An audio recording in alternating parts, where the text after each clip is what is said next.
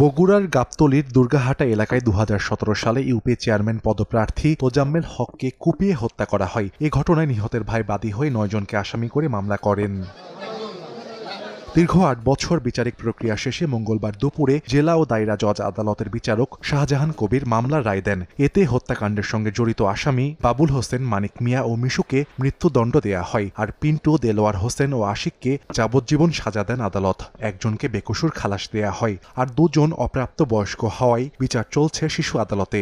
সাজাপ্রাপ্ত আসামিদের মধ্যে শুধুমাত্র পিন্টু মিয়া আদালতে উপস্থিত ছিলেন, বাকি আসামি কেউই আদালতে উপস্থিত ছিলেন না। বাদী ও তার পরিবার জানিয়েছে সাজাপ্রাপ্তরা বাইরে থাকায় তারা নিরাপত্তাহীনতায় ভুগছেন, তবে রায়ে খুশি তারা। আইনের আওতায় যাতে তাড়াতাড়ি আনা হয়, আমরা কোনো নিরাপত্তা নাই, তাড়াতাড়ি যাতে আসামিদেরকে গ্রেপ্তার করা হয়, এটা আমাদের আইনের প্রতি শ্রদ্ধা।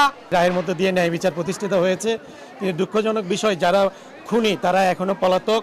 আমরা বাদী এবং সাক্ষীরা সহ অনিরাপত্তায় রইলাম, আমাদের জীবনের সংখ্যা রয়ে গেছে।